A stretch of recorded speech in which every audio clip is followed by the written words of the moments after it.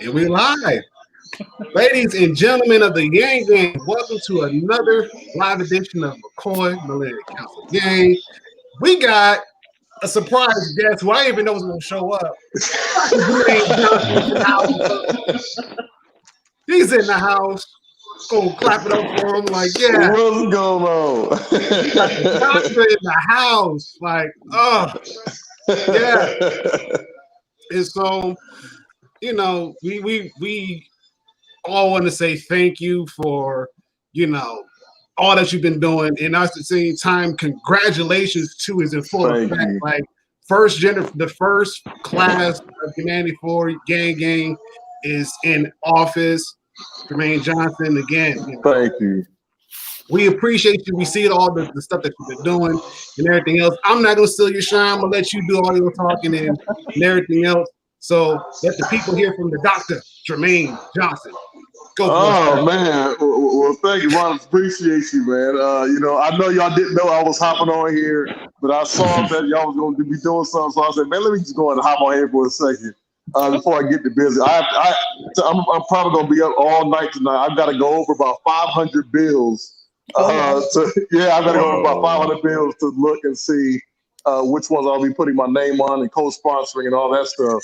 So I'll probably be up all night. But I saw that y'all gonna be on, and I want to take this opportunity just to hop on here and just to thank you all and to thank everybody for what you all have done for me. And I have never said that this is just me. This is a we thing. And I was talking to Ronald before we even went live. That this is we. We made it to the State House. We won this election. We are bringing the things to South Carolina. We are doing these things, you know, and it's just a great thing, a great opportunity. I've been walking through the State House and people been yelling out "Gang, gang," and you know, all different types of things, man. I'm telling you, listen, we have done some things. We have shaken things up, and people are talking about how we're the future and what we're going to do. So people are really receiving us very well.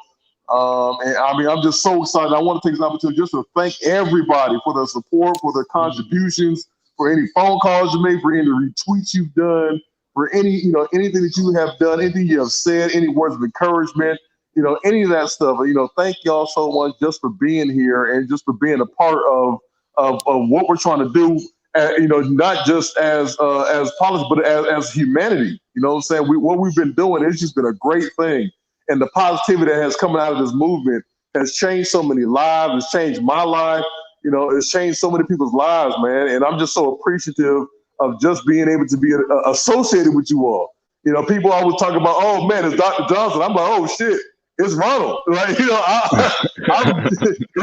it's Al. It's Toby. I'm just as shocked and starstruck and hanging out with y'all as so many people are hanging out with me. I mean, people are like, man, that's Dr. Johnson. Oh my God. Like, we had somebody come up to me was like, oh my God, it's Twitter, that's Dr. Johnson. And I'm like, oh my God, like, it's you. You know, like, I'm just as starstruck as everybody else is. So, you know, I'm just excited, man, just to be here. And thank y'all for letting me come and crash your party for a second. Oh, sure, of course. Ain't no party crash. You are more than welcome. You are more than welcome. Like VIP, come on, right on in. Come on, like, bring me the best bottle. Bring me the best bottle. But it is good to see you again. It is good to have you here. Like, oh my God, you know. I don't even know where to start. Well, I mean, I can give you about 10 minutes. So if y'all got any questions, anything y'all want to ask, if you have any people that's watching that want to ask any questions, you know, I'll be sure that I want to answer any questions that anybody may have. Anything that I need to do. So anybody got any questions y'all want to ask? I'm dropping it in the chat right now. And whatnot, but man, I mean, definitely didn't prepare any questions since we just kind of got dropped on this. But the topic is around, and this week's topic is around the crime bill, kind of continuing the war on drugs conversation. And so, I guess, what have you seen in your communities that or sort of the effects of the war on drugs and the crime bill, and sort of what is that perspective going to help you bring into the state house, right? Like what kind of maybe bills or perspective are you going to try to bring in regards to the war on drugs and how to move certain communities forward? So that's a bit of a heavy first one, but No, I'm no, curious, no, I'm curious that's a what you good thought one. of that. I mean, I'm sure that by now most of you all have heard me speak about my history and my past, and my upbringing and all that, and how me being born in the '80s with the crack epidemic and how it decimated my family. So I am completely for all the different type of criminal justice reform, because of what it had did to my family. And without those different situations, a lot of my family members would not have been suffering the way that they had to suffer. So, here, I put my name on a lot of the decriminalizing marijuana and trying to, expunge a lot of their records and trying to clean those records up. I've already signed on a lot of those bills there to do that, and to also legalize medicinal marijuana. There's a bill out there for that. So, all those different things, I'm really trying to do my part to be on the right side of history. And to change some of the and to right a lot of the wrongs that were made. We're also introducing some hate crime legislation that we believe is probably going to get passed finally. We're one of 3 states out of the entire United States that does not have hate crime legislation. And we believe that finally, we're going to be able to get something passed this year with hate crime legislation. So, we believe that a lot of things are going to change now that we've seen some of the crazy things like, this George Floyd thing was almost like the straw that broke the camel's back, and it was in people's faces. It's like, oh man, this type of stuff has got to change. It's got to stop. In addition to giving people these outrageous sentences when it comes to marijuana and drug charges. These nonviolent criminal these nonviolent drug offenses. I met a couple people that were doing 34 years for selling weed. And stuff like that when, we don't need to have people behind bars with, for marijuana or drug possessions or whatever. We need to change some of these things. So, I am definitely trying to right these wrongs. I am, signing on to as many bills as I possibly can that will right these wrongs. And I'm all for it, man. I'm all for trying to change some of this stuff. So that 94 bill, I had a conversation with Congressman Clyburn about this stuff. And what he was saying was that the alternative to the 94 crime bill was actually a lot worse. So what they did was actually a compromise. And people aren't really talking about that. They're just talking about the effects of what the crime bill did. They're not talking about what it was if they had not agreed to it. So it allowed me to say, all right, well, I understand what you're saying. But now it is still time to fix those situations. Now that we're in a different time, we're in 2021, and it's time to fix it now. Now that we definitely have the power to do so. Right. I get it. And it's funny too because I got the bill, the 94 crime bill, up on a different screen, and I've just been reading through it, going through it to kind of get myself familiarized with it. And it's like a lot of it, I can kind of understand like that they gave money to kind of, help hire more police officers in different areas. It's like, okay, cool, and whatnot. I was like, but there should have been some kind of like training for de-escalation. How come that really wasn't like a highlight? Or if there was a highlight, how come it hasn't been, I don't know, like fully enforced as far as, hey, this is what you're supposed to do in certain situations and try to minimize casualties or innocent life as much as possible and go from there, So to kind of have that versus the alternative, which could have been a whole lot worse, is like, okay, so I was kind of saying you're kind of stuck between a rock and a hard place. And no matter what option you pick, it may not be the best option, but it's something to kind of help. And again, like you said, or Dr. Johnson, like, yes, we got to rewrite those wrongs, and especially for the 21st century, and make sure it doesn't happen like for the next few generations. And get it right. Yeah. Get it right while we still have the chance to. Get it right while we still have the power to. And get it right, just to make things happen. Yeah. And I think we're on the right path. I think we're going to get these things right now because there's just so much pressure from people such as yourselves. There's so much pressure that's out there for these individuals to get this stuff right. And people are on Joe Biden's head. Like, listen, you better hire all the black people you can. You better hire all the LGBTQ you can. You better hire all the women you can. You better do, like, they're on his head about getting this stuff right. So I believe that he's going to do what he can now at this point because, like I said, I had an interview the other day and I was talking about this stuff. I was saying, hey, listen, if we don't get it right this time, then we can pretty much assure that a lot of black people are going to leave the Democratic Party. They're going to leave. They're not going to support these individuals if they don't repay the debt that was given to them, because black people are solely responsible for Joe Biden being elected president. So if he does not repay that debt that has been given to him to afford him this opportunity to be able to represent us, then he will be getting out of there. So he better get it right now.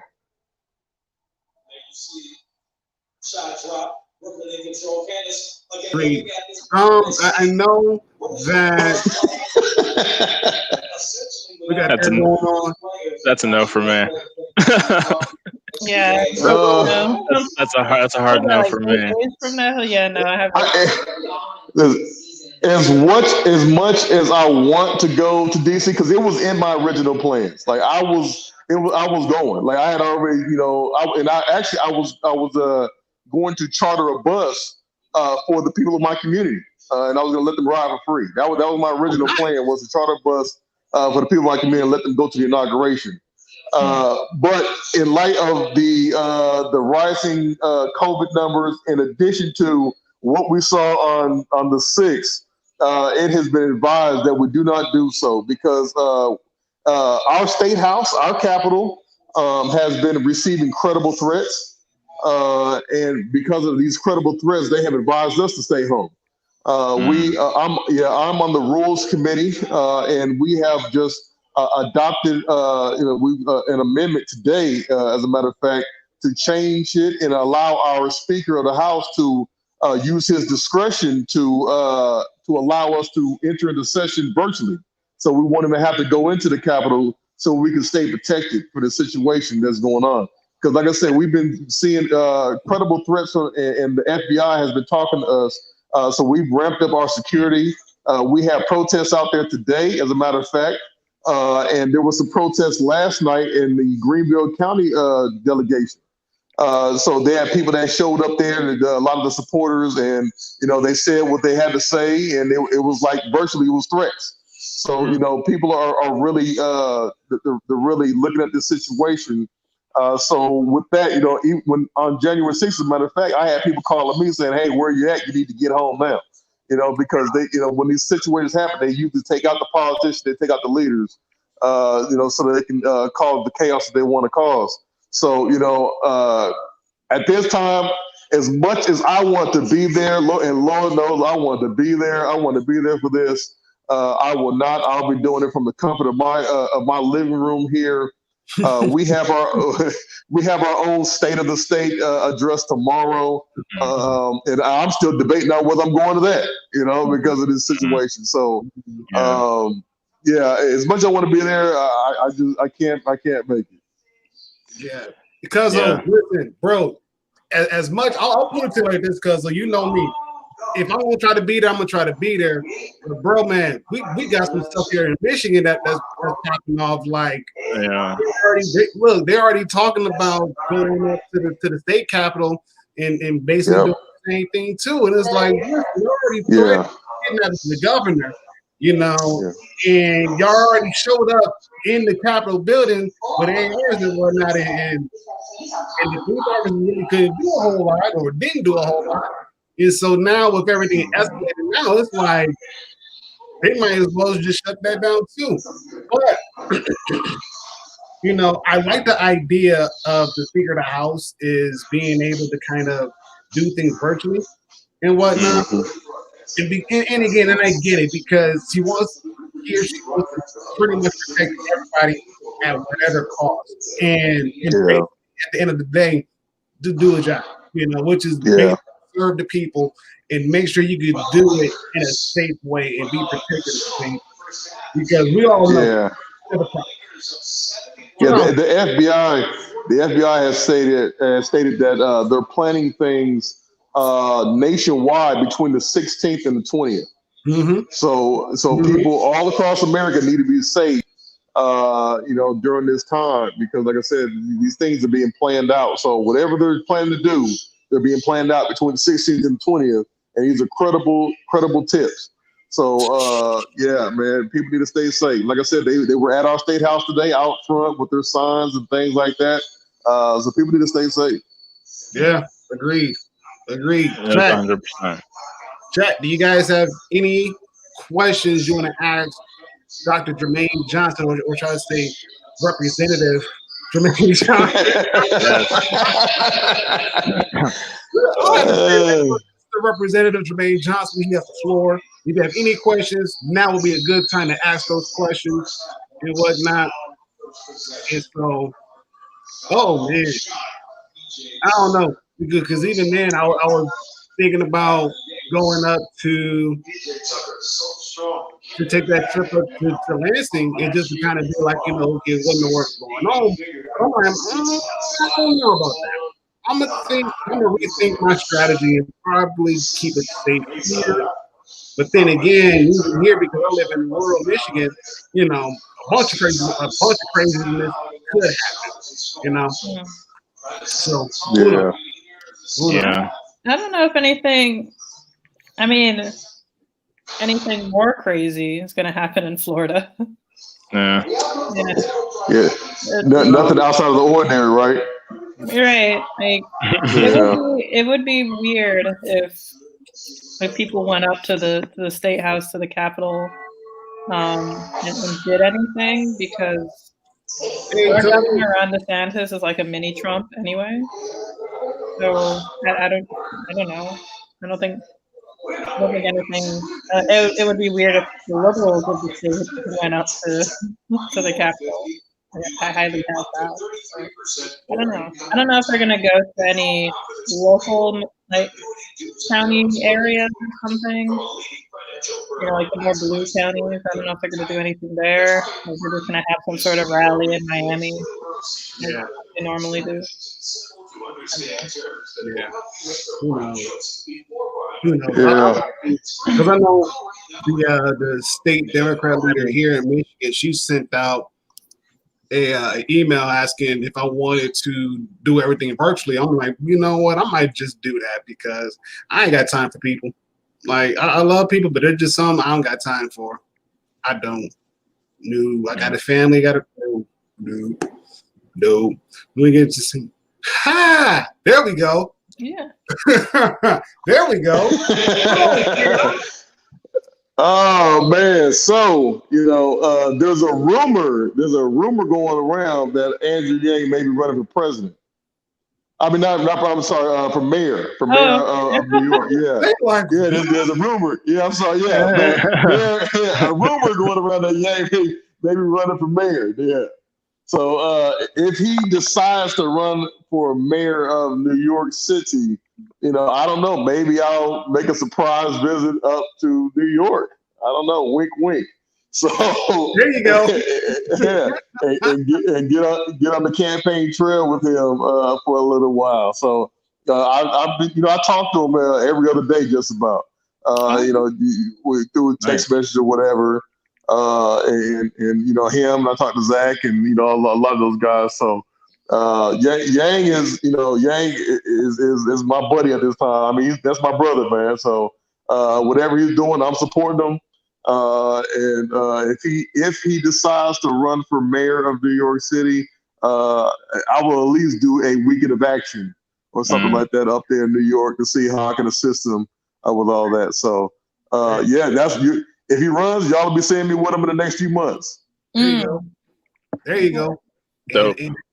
And y'all, and y'all know we're gonna be right behind him, cheering him on, and making sure he gets that and talk to as many people and knock on as many doors and send out tweets and retweets of the retweets of the retweets. Yeah, we're gonna just do it big. That's what we're gonna do. We're gonna do it big.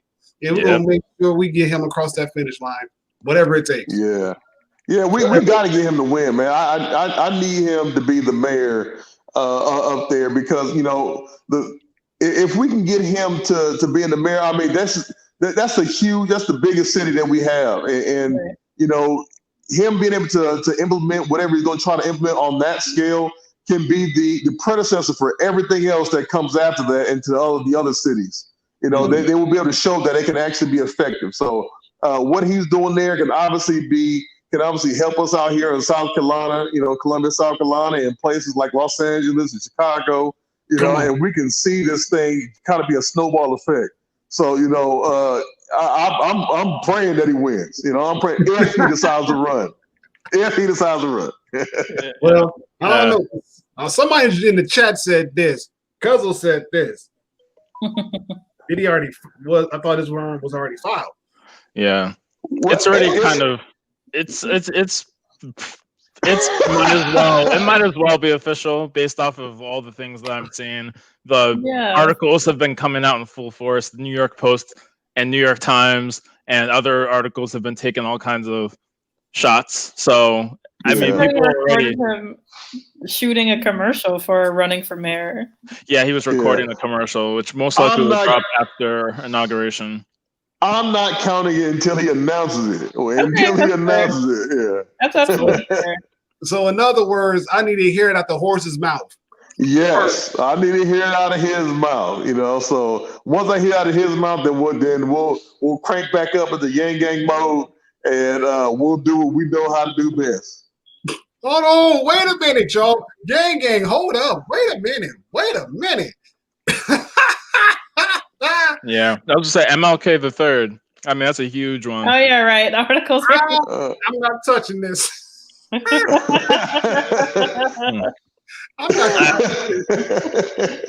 Now I understand though where you're coming from, Jermaine. Yeah. Like once he says it, then it's like let's activate. Otherwise, it is what it is. Exactly. Let him say it first. So. Yeah, I'm waiting on that. As soon as he says it, then I'm ready to go. Yep, and guess what? We're going to be doing what we do best. We're going to retweet it like he's running for mayor. Let's go, Yang Yang! And everybody going to go and dust off their math hats and everything else. We got the President Manny in the building right now. Woo!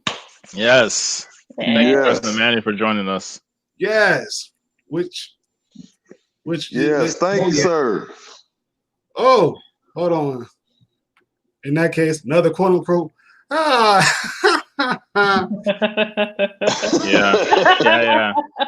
We know about that one too. Yeah. We know about that rumor. We know about that one. Rumor. See, I've already endorsed that rumor. So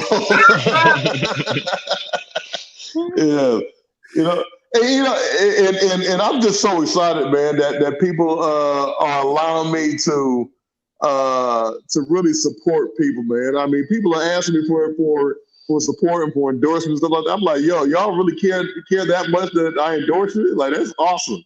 So I'm just and anybody who's Yang Gang, if you need endorsement, ask me. I'm endorsing you. So I got you. There you go. So Yang Gang, no matter what you running, whatever office you're gonna run for, that man gonna get you. If you Yang Gang, I'm endorsing you. So come on. So that means y'all gotta make sure you got one of these. Gotta have one of these.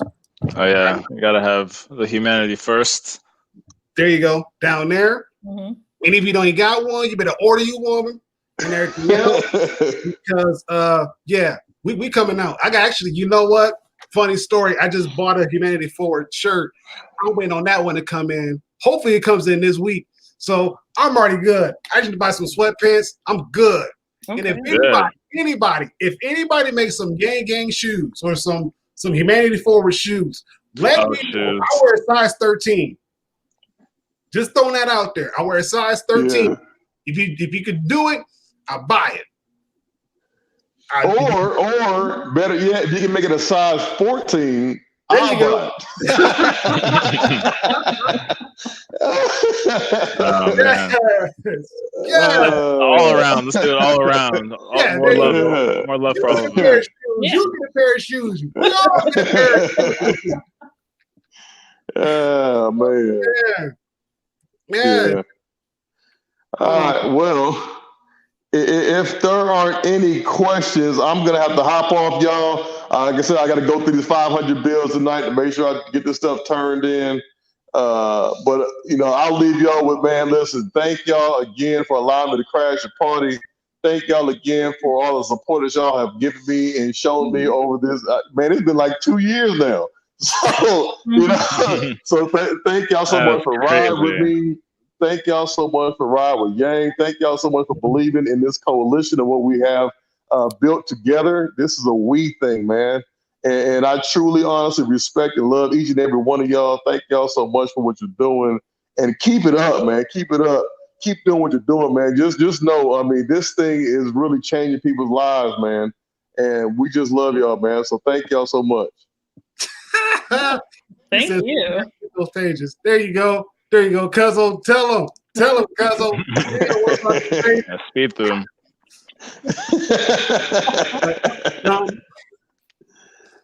If you guys, again, we're going to just kind of linger it out, chat. If you got any questions to ask Dr. Representative Jermaine Johnson, go ahead and put them in. If not, this man got some bills he got to look at and see if he's going to put his name on them or whatnot. Yeah, this man's gonna go be great, and we're gonna watch the greatness. So yes, I'm gonna go work on making America think harder. Absolutely, at one state at a time. One state at a time. South Carolina does not know what's going to hit them. They don't know. Next thing you know, we're gonna have 2020's results for Georgia and South Carolina. You're gonna see this type of stuff go across the South. Oh yeah. Yes. We got the new South, baby. Yes. Oh, hold on. Here we go. Got one question. That hospital. So the hospital has not gotten built just yet. Not in my district. Actually, about I can't remember if it was like about 10 years ago, a hospital actually got closed down. In my district because of the declining population, but they're still trying to get some other things back up. There's a small health center that they built recently in my district. So they're doing more things like that. They're trying to do more things, especially right now. But what we've got to really focus on in my district is the fact that we have a labor shortage, and this is pretty much across the state of South Carolina. We have a labor shortage. So a lot of these places. They're giving people like sign-on bonuses and $500, $600, even some places giving thousands of dollars to get you to come work for these companies. So that's the problem that we have to solve. I'm going to be reaching out to the Chamber of Commerce's in the next few days just to figure out how we can tackle that issue that we have there, because we have the jobs, we have the industry, but we don't have the people. And we've got to get more people to fill these positions. So if we have more people to fill these positions, then we could probably do that. We're lacking staff right now for a lot of these hospitals. I think as of today, we had like 143 nurses out, and that's just in one hospital system. So we're missing out on things, and people are suffering because of it. So the hospital hadn't been built, but we're still going to keep trying to push for it to open back up down in my district, so that we can better serve the people of my district. So we're working on it, and I'm darn sure working on that stuff now. There you go. That's awesome. So with that being said, people, I love y'all. Y'all take care. Keep doing what you're doing. Yang gang. Yes. MCOY, y'all stay up. Yes. Appreciate it. All right. See ya. Wow. Love it. I love it. Special guests. They're coming in and out. Yeah. That was not planned. So we were just as surprised as all of you. That was not planned. That was not planned. I was not expecting that. I was not expecting that at all. But then again, we got other guests coming up shortly. So I'm not going to drop any names. I ain't going to say nothing, but we got another special guest coming up. Not in this episode, but in another episode, we got one. Yeah.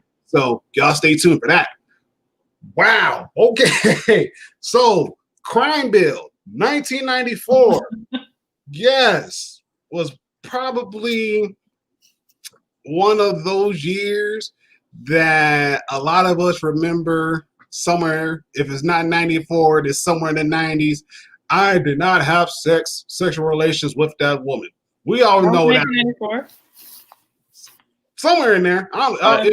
It was. I think it was after '96 because it was Clinton's second term when he did all his nonsense. Probably somewhere in 98. Yeah, I think Monica Lewinsky was like 19 or 21. She was so young. Yeah, she was an intern. That's it's kind of trifling, but on his part, it was trifling. Bootygate 98. Boom. There we go. Bootygate. I am done. Scandal was it 98? Okay, it was in 98. I actually remember watching that that trial. I actually remember watching that and going to school and talking about it with my friends, and everybody's like, "Well, he didn't say this, but he didn't say that. So, what did actually really happen? Like, come on, Bill. We ain't that dumb. We know what you did. And what he got impeached for that. Yeah, he got impeached. But again, and which is funny because even though yes he got impeached, like they never really had enough votes to kick him out of office. So it's like, okay, I know it made the black community during that time. They got their respect went up like boop. Or at least in my neighborhood. I can't say for anybody else's neighborhood, but at least in my neighborhood, oh yeah, they loved some Bill Clinton. They loved him some Bill Clinton. Are you saying that they loved him more after that, or was it before? Really? Again, listen. The people in my neighborhood, they can put 2 to 2 together, okay? They're not dumb, but at the same time, they know, okay, well, if that wasn't happening, then it's almost safe to say that the man was got another thing happen. We all know what that is. So yeah, that happened. Like, go ahead, Bill. You could do it. I think we all can do it. I'm like, nah, bro. Nah. Like, you can't do that. No. So guys were just saying, I did not have sexual relations with that woman. But what I did have, blah, blah, blah. Like, okay. An entanglement. Whatever they want to call it. There you go. An entanglement. That's what it was. Bill Clinton had an entanglement. I don't even know if I really, really knew what was going on because I was a child at that time. I just know that everyone was just always would make fun of Monica Lewinsky like relentlessly everywhere for just decades. And now she's killing it on Twitter. Like, who would have thought? I was a 3-year-old. Hey. So I had no context. And I had to learn about it later. Even in history class. That happened. I think yeah, second, third grade. No. Yeah. Second, third grade, I think. Yeah. No, I'm looking at. I mean, this is a Vox article I'm looking at that talks about the crime bill. I had planned to like read the entire thing, watch everything that I could. Life happened. Now, I do know there is some history to this bill. So I think it was 1988. And of course, Manny is going to be on top of this because he's the historian. But George H.W. Bush won election against Michael Dukakis from Massachusetts. And he beat him a lot because of the sort of tough on crime attitude. In fact, let me see if I can find it. There was this ridiculous question that was asked in a debate where it was like, if your wife, Carrie Dukakis, was raped, would you, what would you do? Or would you want the death penalty for this person? Like live television, no filter, no anything. And Michael Dukakis was trying to kind of say that it was just like all this, like, tough on crime was a very big topic at that point because crime had been rising, as we mentioned, from the war on drugs last week. So Republicans were winning very easily on that. Reagan, of course, was sort of huge, made that part of his legacy. Then H.W. Bush was able to, continue on that pretty easily. And so the Democrats were like, well, I guess we're screwed forever if we don't get a handle on this crime thing. So after sort of like, Dukakis was not strong enough on crime. And there was this Willie Horton ad. I don't know Willie Horton that well, except essentially he was, I guess, a prisoner who was released, maybe killed someone, and then went back in jail. And so there were people who were critical of policies that would release offenders because they were like, oh, they'll go back out on the street and kill people. And so that ad was like a revolving door, I guess. It was literally like a cartoon ad of a revolving door, which just talked about how you let criminals out, they kill someone, and go back in or commit crime otherwise. So Democrats are being just slammed on this issue. So I think 1994 was a chance for them to redeem themselves, quote unquote, show that, no, we're tough on crime. We can actually handle this. And so Joe Biden, drafted that thing. But he actually opposed parts of it. Because Clinton had like the 3 strikes provision where I guess I'm about to look that up because I the general idea of what I had was you're caught for a drug offense 3 times, you're sentenced to like basically not life, but a very long time. And Biden actually opposed that, but I think that happened anyway. So a lot of stuff where they were just trying to prove how tough they could be on crime, and it kind of paid off, I guess, because Clinton won really easily re-election in 1996.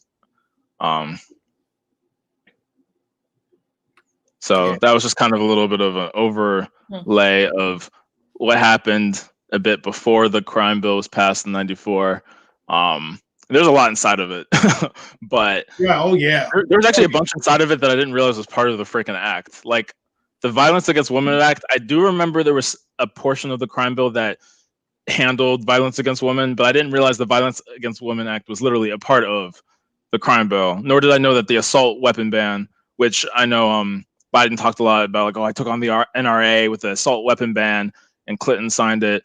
I thought that was a separate bill. Nope, it's inside the crime bill. So assault weapon ban was there. The Violence Against Women Act was there. There was all these things that were stuffed into the bill. Yes. And because there was enough, I guess, good things, that's what justified a lot of people voting for it as well, including Bernie Sanders, who, of course, has been very vocal on criminal justice issues, but he had to answer for why did he vote for that bill, and it was because of the Violence Against Women Act. And I'm sure there's other people who were in that same vein. Yeah, because I mean, I got it. I got the bill pulled up, and I'm just reading through like the first half of it or the first part of it, and a lot of it was a lot. There was a lot of grant authorizations towards like hiring new cadets and trainees, and then it also had a provision in there that if a police officer was laid off because what does it say? Rehiring and hiring grant projects, grants made under the authority of subsection A, blah, blah, blah. Rehire law enforcement officers who have been laid off as a result of state or local budget reductions for deployment and community-oriented policing. So they had the money to go ahead to rehire those that got laid off because of budget cuts. They're like, no, we got the money. We need you back on the force because of A, B, C, and D. So come on in. So like, okay, cool. That's great. But the more you get to looking at it, a lot of stuff that it says that was supposed to happen, it never really did happen. Like, for instance, increase the number of law enforcement officers involved in activities that are focused on interaction with members of the community on a proactive crime control and prevention by redeploying officers to such activities. Provide specialized training to law enforcement officers to enhance their conflict resolutions, mediation, problem-solving, service, and other skills needed to work in partnership with members of the community. So it's in the crime bill. It says that this money is also used to help with to help make sure you work with the people that you're supposed to be serving, not the other way around. And so now we look at it years down the road, we're not seeing that happening. We're not seeing the police officers working with the community. We're not seeing the police officers like taking an account, like, hey, we got to de-escalate the situation in a different way, try a different approach, because if we don't, it's going to go off the Richter scale. But again, do keep in mind that a lot of these communities didn't like the police officers to begin with because of what happened before. They saw the results of misconduct. They saw the results of mishaps and things of that nature. It's like, well, if you're supposed to come to help protect us and you're supposed to serve us and be sure and make sure that we're okay, but you don't necessarily do that, why should we trust you in our communities? Why should we, let alone help you at any case in point, if anything, you're just going to do a half-butt job, And so there's a, like I said, there's a lot in here to go through and then to comb out and whatnot. Yeah, there's a lot.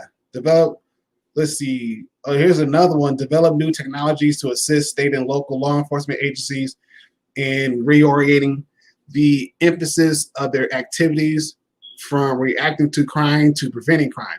So again, a lot of this stuff is supposed to be preventing, like we're going to stop this before it actually happens. And so again, I'm thinking like, okay, if their main job was to interact with the community and prevent things from happening and whatnot, then why does it not resonate with the residents of said community? I mean, it would have been a great idea to hire more members from within to the police force, so at least that way there's a liaison between the community and the police force, because they know somebody that's in there, like, hey, I know Mr. Smith, he's my next door neighbor, our kids, they go to school, they play this, that, the third, I know he's going to be good, versus some other guy that lives 2-3 counties away, doesn't know nobody in there, but yet he's here to protect us. Like, I don't sense that. I don't sense that I'm being protected. I sense that it's an outsider trying to weasel his way in to do whatever the case may be. Again, my thoughts, my examples. Anybody else, if you want to add on or have thoughts of your own, chat. If you have questions, again, drop them in the chat. Let's have this. Let's have this discussion. Let's talk about this crime bill and let's get a better understanding of what happened back then, what went wrong back then. So at least that way we could try to do something about it. You mean what happened back then to what led up to the creation of the crime bill? Mm-hmm. Well, I think it was kind of like what Toby said before with Reagan and the Dukakis situation, and the drug, the crack cocaine epidemic that we spoke about last episode, and Democrats were just not getting a good reputation for being tough on crime, and that was just the biggest thing. And it was an issue, crime definitely, of course, was an issue. I guess it just probably wasn't really being handled correctly. Mm-hmm. The thing about the 1994 crime bill, though, was it's, I guess, like with everything, it sounds good on paper in certain cases, not the 3 strikes are out. Even Biden wasn't okay with that. And what's his name? Bernie definitely wasn't okay with it. But what I don't like about bills is that they like to try to stuff a whole bunch of legislation and crap like that into one bill. Mm-hmm. So it makes it hard to turn down. And you see how politicians get, frickin' just like beat whenever somebody says, like if somebody came in today saying, oh, I was for the 1994 crime bill, it was really good. And then, someone says like, oh, it caused all this mass incarceration and blah, blah, blah, which I was reading something earlier today. It seemed like it kind of didn't. But I'll mention that later. Mm-hmm. But, being for the Violence Against Women's Act, which was in the 1994 crime bill. So to say like, oh, I'm against the 1994 crime bill also indicates that you're against the Violence Against Women's Act and the banning of assault rifles and, background checks on just normal weapons. Mm-hmm. I think that was the other part of for the guns, right? Yeah. Because I'm actually going through it like right now. I mean, like I said, I glanced over it and whatnot because a lot of it's about grants, limitation to use of funds. There's a lot of as far as performance goes. Like there's a lot that's in this thing. It's a lot. And if you guys don't know or want to read it for yourselves, what I'll do is I will copy the link. I will drop it in the description box down below after this stream. So that way you will have it and you can look it for yourself and you can do your research for yourself because I look at it like this. The more you know about something, the better off you'll be. And so that way, if you do decide to run for whatever office, you know how to handle things in your community. You know what's going to work, you know what's not going to work. And be able to bring up new ideas and new solutions of what could possibly work. And sometimes, yes, it's a lot of trial and error. And sometimes you may not get it right on the first try, but at least, you put the emphasis to get it done. And that's the bottom line. You put in the emphasis to get it done. You at least try to make something out of nothing, And let's see. Oh, yeah. Oh, that actually reminds me, too, of there was something in Chicago where it was a black officer as well, actually, in recent years, like maybe within the last 5 years, was arrested because he essentially was in on some corruption where there was like drugs, essentially being part of a drug trafficking ring or something, and unfairly arresting people, putting evidence on people. So unfortunately, that kind of stuff happens too, and it's all part of the criminal justice system, even though it's not directly with the crime bill. But like, there is corruption, and with some police where, yeah, they're dirty cops, and it's very unfortunate. Yeah. It's just, it's a light way of putting it, but it's like, it's something to be rooted out. Actually, I know in LA, there was, I think the district attorney, super progressive guy who used to be an officer. He might have been like a police commissioner or a sheriff. He was something. And then he, I think, became a district attorney, came out with a super progressive platform with like bail reform and trying to do all this other stuff. And that's kind of what the energy you have to have. Like, I'm actually pro, like, someone who's a part of the system who wants to come and change it, versus like some random outsider who the police probably won't respect or have any, like, they're just not going to defer to them. But if you're someone who was like an actual ranking officer and you say, hey, the system is broken, guys, we need to fix it, please, by all means. So that was just a little kind of tangent, but I think that's like a reasonable path to getting change in a lot of those departments. Yeah. Wow. So they have something in here for terrorists. There's a lot of stuff to unpack in this, you guys. It's like, wow. Like, I just scrolled through and they got something for terrorism. They got stuff for youth handgun safety. They got stuff for what was it? Federal prosecutions, game prosecutions. Like, there's a lot. There is a lot. Hey, Tamar.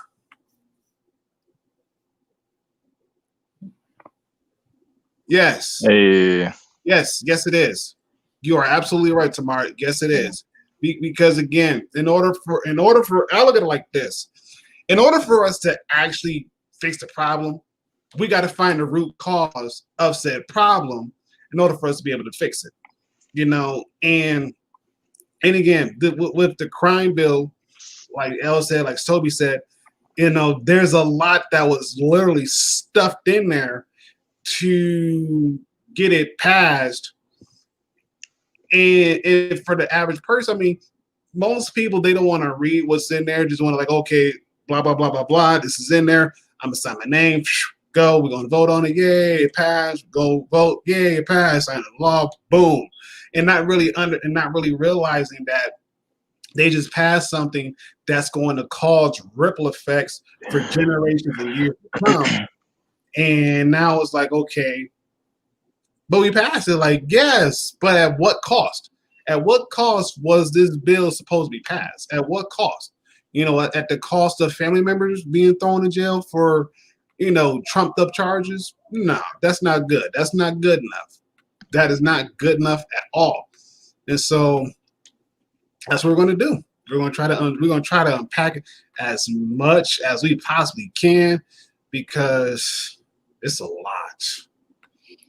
This bill kind of reminded me of I can't remember which election it was, but I was voting in something. I think it was 2018, and in South Florida here, and they had this like was it like an amendment or a law or something, and it was literally two totally different things. It was banning fracking and banning like vaping indoors. Oh wow. And yes, that's exactly my face too, Ronald. So, what? You're right. And like there were some other bills or whatever the hell's. I can't remember the exact phrase, but let's call them bills for the sake of this conversation. There are other bills in that election that were like that. There was like two totally different things, but that was just something I remember that just stuck out the most. So it's like, well, yeah, I want to, no, I don't think it was offshore drilling. Offshore, is that fracking? I can't remember. But yeah, it was like banning like offshore drilling and banning vaping indoors. So yeah. So of course you want to ban offshore drilling. But it's like, why the hell did you have to throw in the fucking vaping indoors thing too? I just, I was happy that like the women, especially like the squad of Congress, drafted up a bill for just $2,000 survival checks. And that was literally the only thing in the bill because it's so annoying seeing like, oh, we have this CARES Act, this huge bill thing, and it has all this stuff, and we have to fund the military. Yeah, they just stuff all these things just to get it passed. And it's like, why do you have to do that? It seems like they can write an infinite amount of bills. Is there like I don't see like not. I don't think they have a certain time frame. I forgot what they were trying to get me. Oh, was that the HEROES Act? Maybe I know the HEROES Act had a lot of stuff that was especially Democrat leaning. I didn't know about that last one, but yeah. So the bill that you were talking about with the fracking and the vaping, what was that? You're saying that was a recent thing, or that was part of? It was just during an election, so you're just bubbling in everything. Oh, interesting. Yeah. Like one of those ballot initiatives or something. Yes, yeah, something like that. Okay. So you're not gonna really, see everything there, and you're just gonna, oh yeah, this sounds good. Right, exactly. So that's how I feel with this 1994 crime bill, and literally every bill ever has been passed in this country ran by like 90-year-olds, where they feel like they have to do everything the exact same way over and over and over again.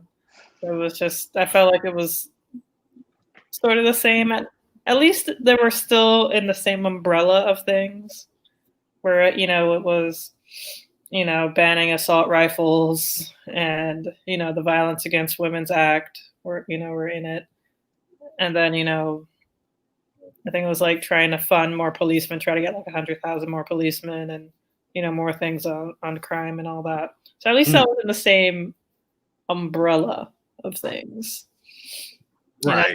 Not just like, oh, here's some money for COVID relief, and also let's give $900 billion to the military. Yeah, actually, in that vein, and this will be a preview for 2 weeks from now. I know the 2018 Farm Bill was like a huge breakthrough because it legalized hemp, which should never have been illegal in the first place. This is why we don't have incompetent, ignorant. I'm sorry, I'm not trying to be. No, right. Incompetent, ignorant politicians who don't know the difference between hemp, THC, CBD, ABC, DEF. They don't know the difference between anything. And so that's why you end up having hemp being illegal, and it should never have been. So thankfully, they legalized hemp in 2018, and then CBD oil was legal in all 50 states. You could use hemp for clothing. So that it helped open the market. But the nonsense was that they had some provision in the hemp bill that basically continued funding the war in Yemen, where literally kids were being massacred and starving. And it's just like, wait, what are we doing with our lives right now? Why we're taking a hemp bill and talking about some foreign aid in a war that was unpopular. And Bernie actually led a revolt in Congress, and he got bipartisan support to basically oppose the war. And then Trump vetoed it because, of course, Trump, which is kind of crazy considering the whole anti-establishment angle, but whatever. So the point is that things like that happen, and you just need like clean bills. And I think I have to watch this video because there was a Yang Speaks episode with Justin Amash about a rule that basically made Congress less effective. And I think it had to do with the fact that when there's a bill in a committee, there's a few things. One is that you can't really see the full text of a bill until it's on the floor. And I wasn't politically aware that much back in 2008, 2010. I was literally like a ninth grader when Obama was elected. And I was only 17 when he was reelected, so I couldn't even vote in those elections. But I remember in 2000, I basically had to like go back in time and look at like a phrase that people really used to hit Nancy Pelosi with was like, you have to vote on the bill to see what's in it. And I guess that's how they got the Affordable Care Act passed, was there was a whole lot of stuff in it to appease a lot of different stakeholders, and no one really knew what was in this thing, and it ended up being very partisan. And I think that was one of the issues that Amash and Yang talked about on the podcast. One issue was that when you have a bill in a committee, like you basically need like support in like every possible subdivision of a committee in order to get something even addressed onto the floor. So even if you're in the majority party, you still need majority support within your party to get something on the floor or in the committee. And so it ends up sort of blocking a lot of things that people otherwise might be able to have a chance to talk about. Of course, you have Force the Vote, which is a pretty viral recent thing with Medicare for All. But there's like other things that if you had a chance to vote on it, maybe you could actually have a better discussion, have it televised, make your case to the American people, as well as get records of who is for and against certain things. So a little bit broader of a discussion, but there's a lot of broken rules, I feel like, that could be reformed so that you don't have like all these insane situations where people are voting for God knows what while voting for something that seems good. And then it has lasting effects for generations. Agreed. You know, and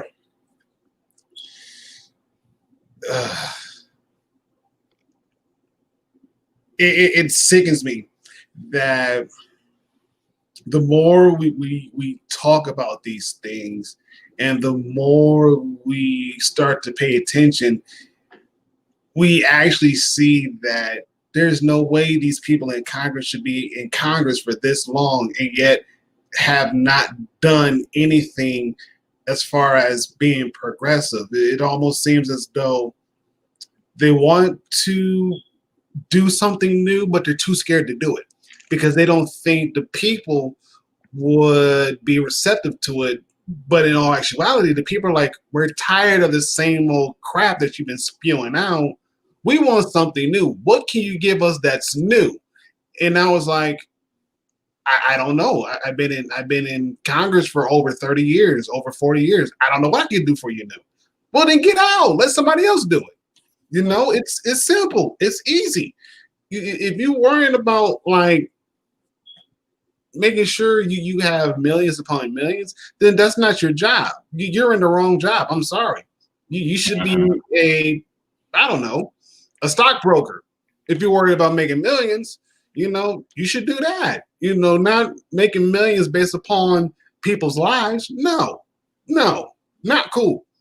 Not cool at all. You can't be making millions based upon certain legislation that gets passed is going to pretty much put those millions in your pocket. No, that is not cool. Not cool at all. And you know that our school systems are in desperate need. And you know that there needs more funding for schools, but more importantly, that the teachers need an increase in their salary. But you know, you rather vote to increase your pension. How does that work? Like, come on. It's like, how much money do you need? Like, come on. Like, these teachers are barely, they go to school to be able to teach your kids. In some cases, you're snot-nosed brats. And rather than pay the teacher more to take care of your snot-nosed brat, you rather pocket the money you should be giving to the teacher, but you pocket for yourself. You know, this it's sickening. It is. But even then, looking at this crime bill, it's even gross still. It's even gross still. I mean, I just got to looking at the mandatory sentencing and whatnot, and I'll be honest, they screwed up big time. They screwed up. And basically with the mandatory sentencing, what they basically said it like this, that anybody who gets arrested and everything else, depending on what the crime, they would have to have a squeaky clean slate in order for them to have like a mandatory, have like the bare minimum of what that sentencing is. The bare minimum. But you have to have a squeaky clean slate, meaning that you can't have no prior convictions. You can't have anything, nothing. There should be, when they put your name in the database, your name should not pop up whatsoever. It should not. And if this is the only thing that you've done, like, oh, I shot somebody in the leg, but they died on the way to the hospital and whatnot, that's the only thing I've done. Like, okay, I mean, yeah, you shot him in the leg. How'd you get the gun to shoot him in the leg in the first place? So forth and so forth. And I think just looking at that section, there's a lot of loopholes that was in there that almost made it seem impossible to get by. Like, here we go. And let's see, the defendant is subject to a mandatory minimum term of imprisonment under Section 401 or 402. This is pretty much for the Controlled Substance. For the Controlled Substance Act, 21 U.S.C. 841 and 844, or Section 1010 of the Controlled Substances Import and Export Act, 21 U.S.C. 960. The defendant does, again, keep in mind, the defendant does not have more than 0 criminal history point under the sentencing guidelines or any prior conviction, foreign or domestic, for a crime of violence against a person or drug trafficking offense that resulted in a sentence of imprisonment or in adjudication as a juvenile delinquent for an act if committed by an adult, would constitute a crime of violence against a person, a drug trafficking offense. Like, again, you would have to have a squeaky clean record in order for you to have the bare minimum, like the lowest level that you can serve in prison terms. Now, mind you, how screwed up this is, you have people who would go to jail for just having marijuana in their pocket. It's not being smoked, it's in their pocket. They'll go to jail for that, and because they have a prior conviction, and especially if it's something like a controlled substance now or an illegal substance, they will use that for sentencing for something else. It's like, dude, come on.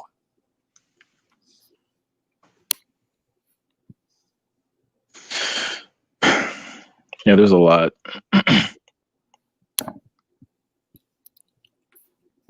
Wow, I mean, that's crazy. Count the obscene behavior as a juvie. I only like.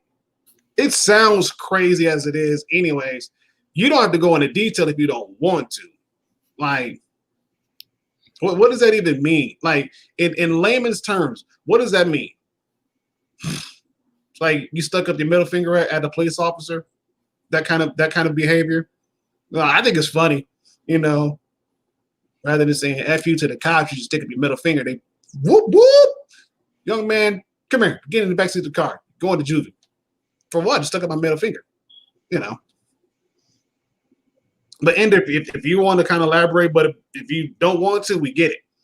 We get it.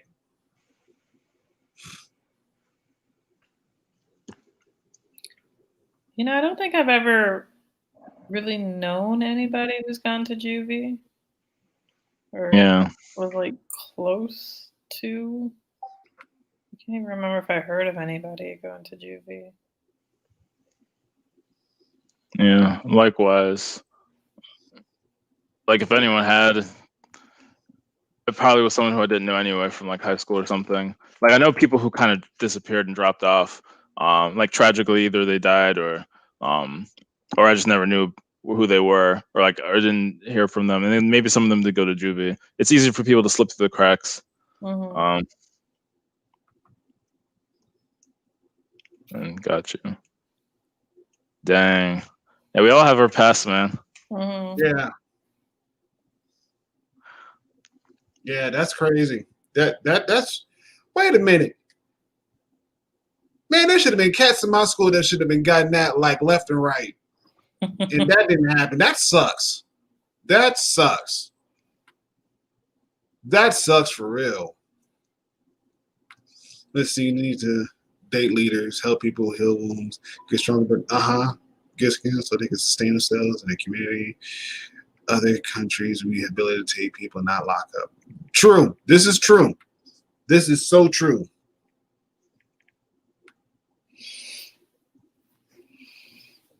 This is so true. And again, probation's kind of serious.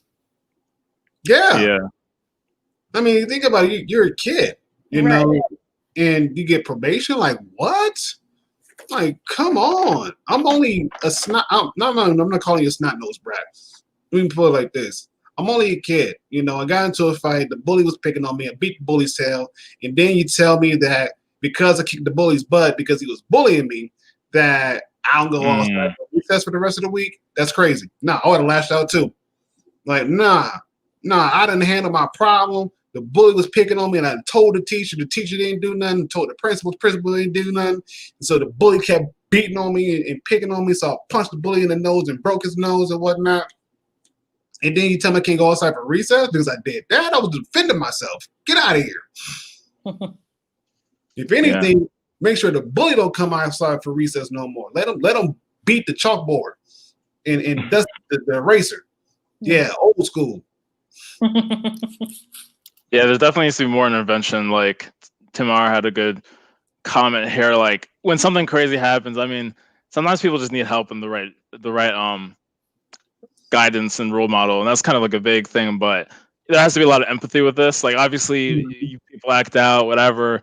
threatening, but like people can change. I mean, I'm sure Ender is a very I'm sure Ender, you're a very wholesome person now. I mean, you're in the you're in the gang, and obviously something you had your kind of point of reckoning, and everyone just kind of needs that guidance and help. But sometimes people are too quick to be like suspended with no real guidance, or maybe you're home alone because your parents work. Maybe you're not getting great leader, like, you know, kind of oversight there, and so you get suspended or you get expelled, and that can be the worst too. So Yeah, agreed. You need strong communities.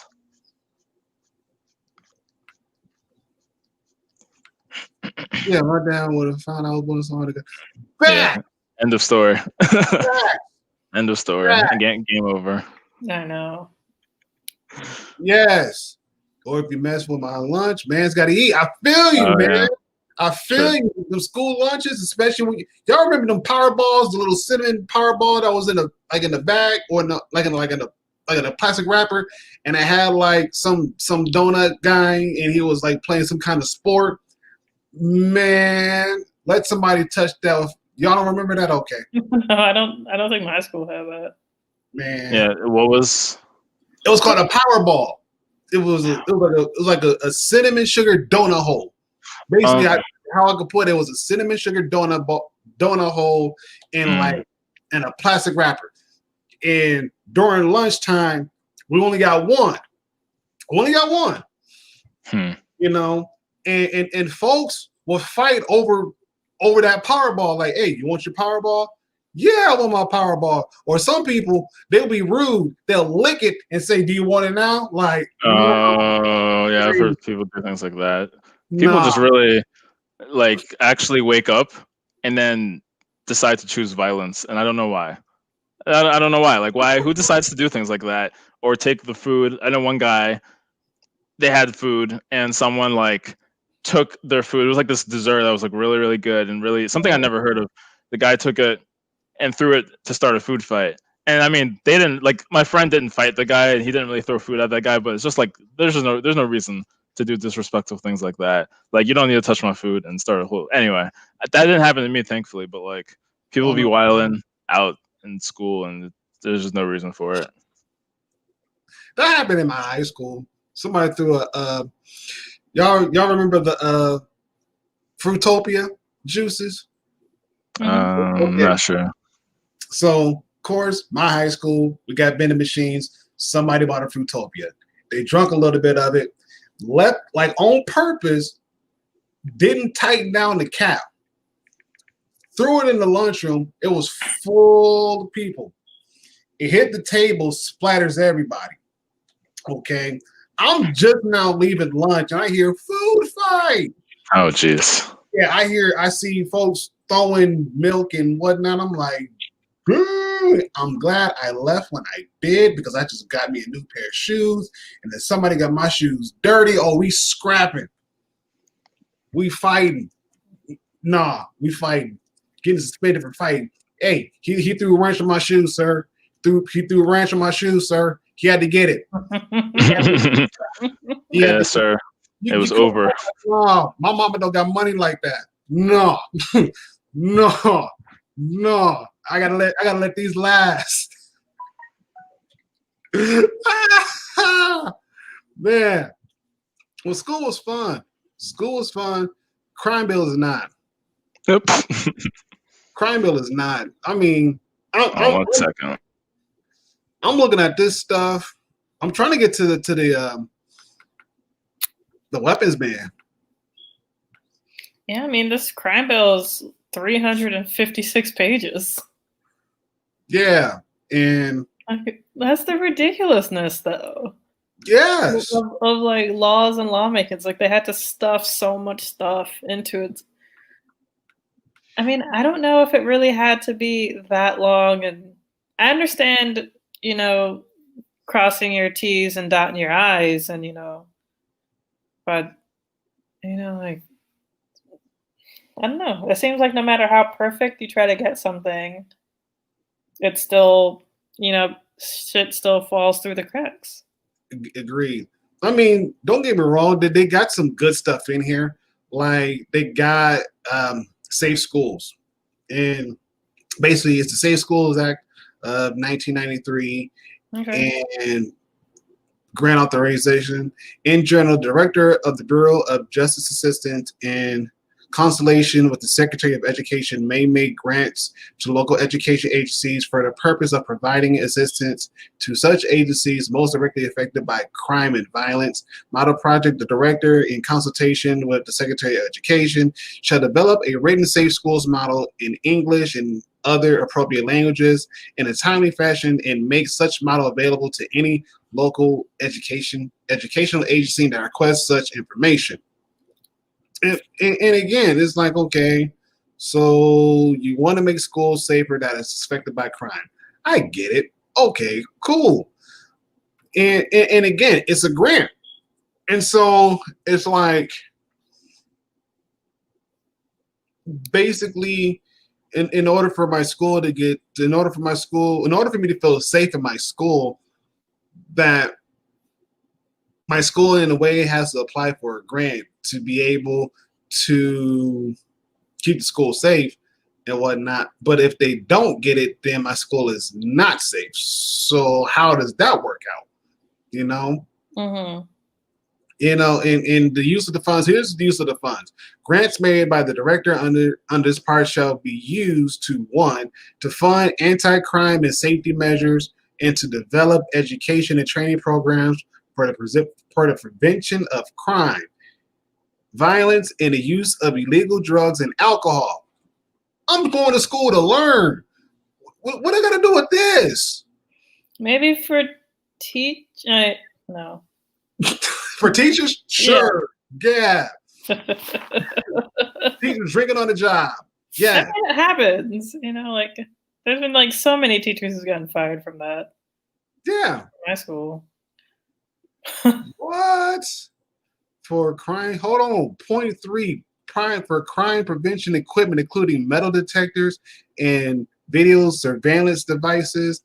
For prevention, number 4, prevention and reduction of the participation of young individuals in organized crime and drug and gang-related activities in schools. What in the world? Wow. So that seemed to be just targeting Black and minority students. Still, if you think about it, sure, yes.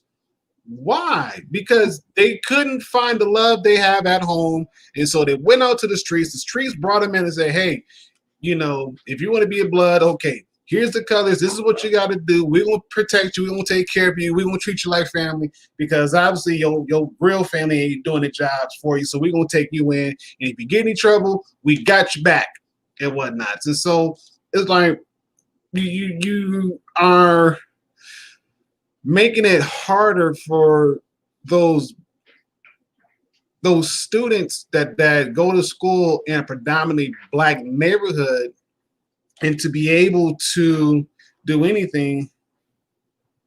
Yes. Oh, I didn't even get to the criteria.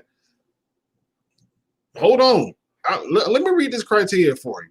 Okay, so the application in the Buckley and anybody else that does listen, here's the application. In general, in order to be eligible to receive a grant under this part for any fiscal year, a local educational agency shall submit an application to the director in such form and containing such information as the director may reasonably require. So in other words, get this. So in other words, even if you cross all your T's and dot all your I's, there's still a chance that your school may not get that money to keep yourself safe. Because the director may say, it looks good, it sounds good, but it doesn't meet my expectations. Next.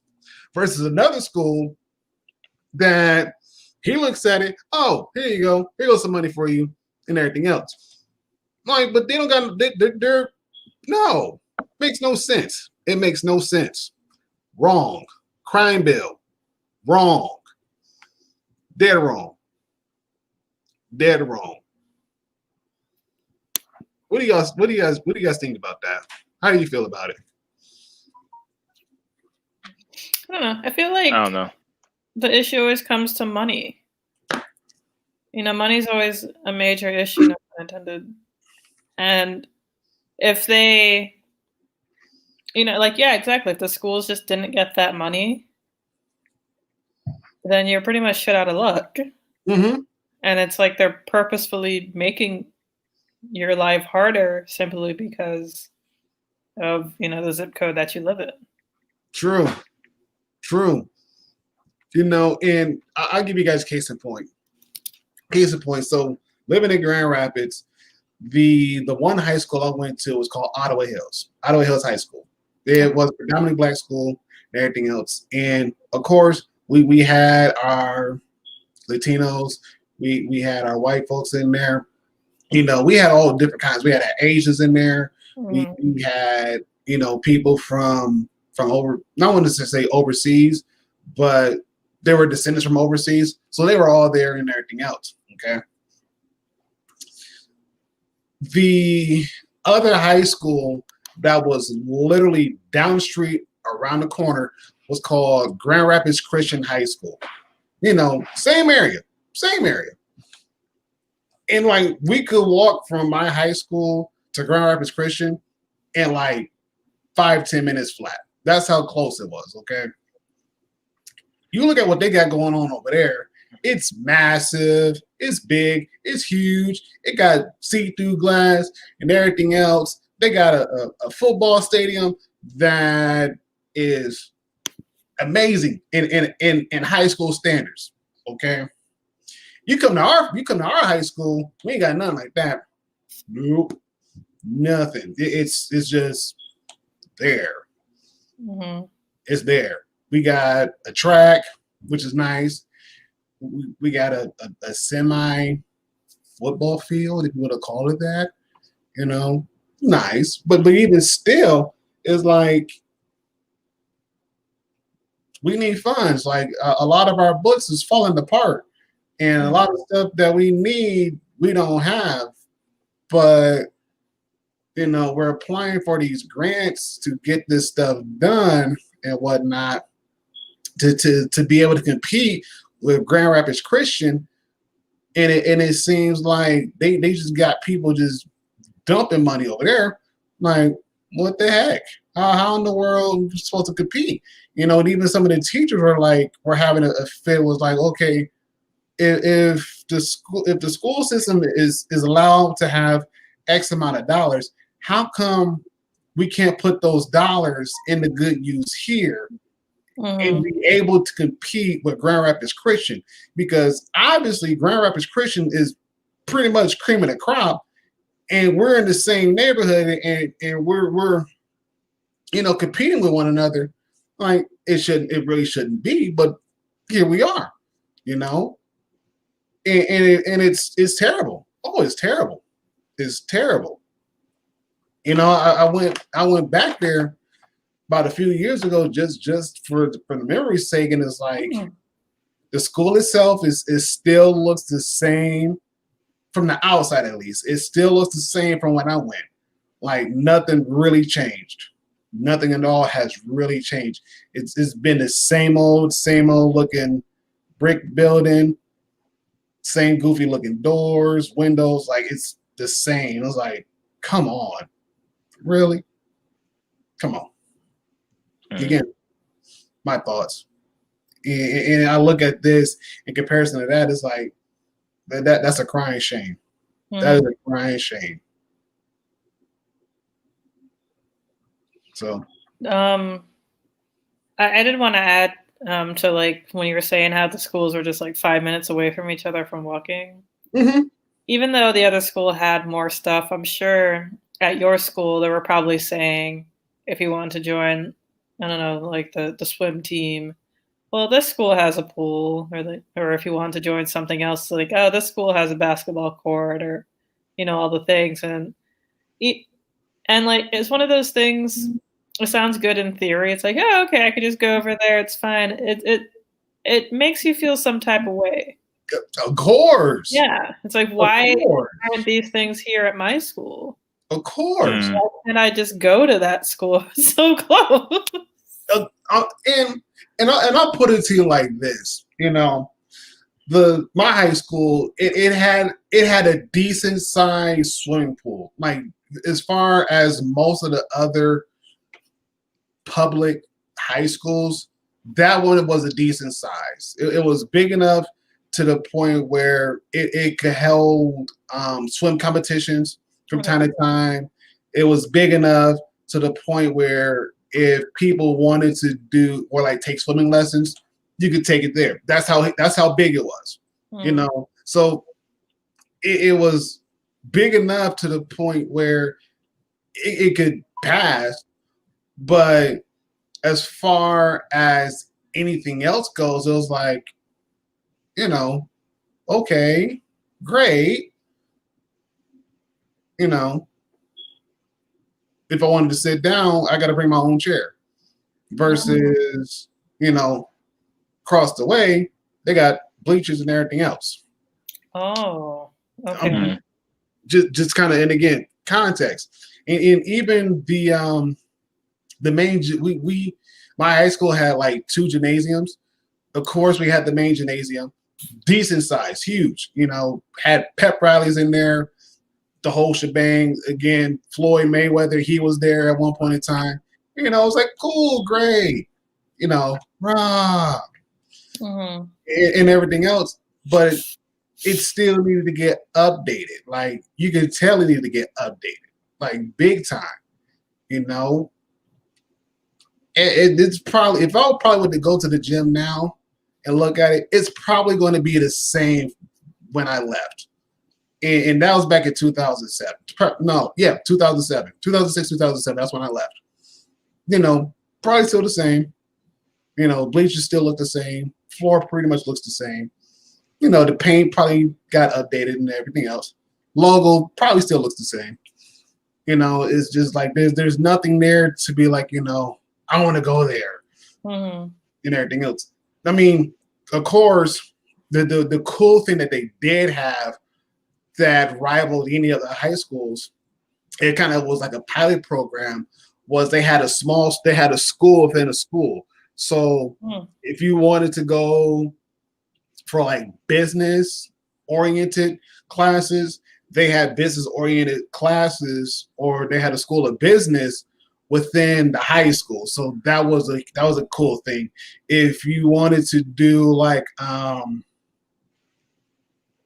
arts kind of ordeal, they had that. So the small schools were basically whatever you wanted to do in the real world or whatever you wanted to do in college, that you're going to take similar courses or similar classes within those small schools to prep you up for college. Which, and again, like I said, it was a pilot program, but it was highly successful. And even then, they were talking about, in order for that to keep going, then it was going to require a lot more this in order to fund it. Because otherwise, without this, it was gone. It was gone. So there's a lot that goes on. There's a lot that goes on. And I know some people are like, well, how does that relate to the crime bill? How does that relate to the crime bill and everything else?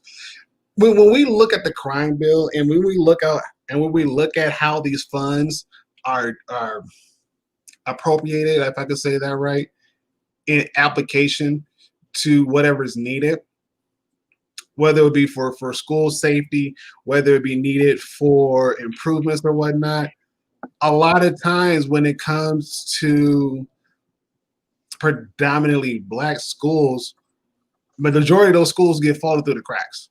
We'll believe it or not, they do. They do. And even if it was a predominantly white public school, you can tell the difference. You will see the difference. I kid you not, you will see the difference. True example. Of course, my high school, my high school's here. Then a block away is Grand Rapids Christian. Okay. Even though that was a weird one because it was a public private school in a weird way. If that makes sense. It was a public private school in a weird way. Like, how does that happen? But that's another topic.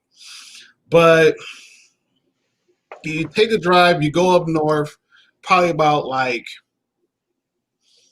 5-10 minutes, and then you head east. There's another school called East Grand Rapids. Okay, it's a public school, East Grand Rapids. What they have could rival the community college downtown. It could very much rival the community college downtown. Yes. Okay. And it was just 10 minutes north? Huh? You said it was just 10 minutes up the street? They're like 10, 15 minutes up the street. Okay. So given the traffic, given like lights and whatnot, it's a 20-minute drive, but it's doable. But even then, like, again, top of the notch, everything from teachers to schools, like top notch, everything top notch. And you could tell because a lot of the money that they were received, it got pumped into the school and whatnot. So it's like, what do you expect? You know? And when we went there, it was like literally walking into another city, but it was still within the same city. You know, and that was the separation. And even then comes some of the looks that we got. We're like, really? Like, y'all really not know better than us? Like, what's the deal? You know, it's like, our school is better than yours. Like, well, yeah, no stuff, Sherlock. You know, your football field is better than ours. Your football field is better than ours. You know, you could play football, lacrosse, X, Y, Z on your field, and it will still look better than anybody else. We get it. We understand. Your gymnasium, it's state of the art. Even the fitness room was state of the art. Like, come on. You know, and it was ridiculous. It was. Like, we hated going to East Grand Rapids. Hated with a passion. I know hate is a strong word, but we hated going there. You know, because of the fact of the looks that we got, the treatment that we got. You know, it was like, come on, we're just as qualified to be here like everybody else. Just as qualified. But no, they're like, nope, you got to go. And it sucked. It did. It sucked because we realized that in order for us to compete, that we actually needed the money. We did. And even still to this day, you know, the city of Grand Rapids is like, ugh.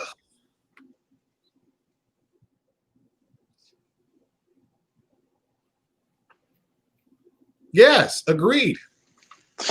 Yeah, that's interesting. Agreed. It's 30-2 ratio. Like 30 students to like 2 teachers. Oh, okay. Agreed. I think my English teacher when I was a senior before I left, she had easy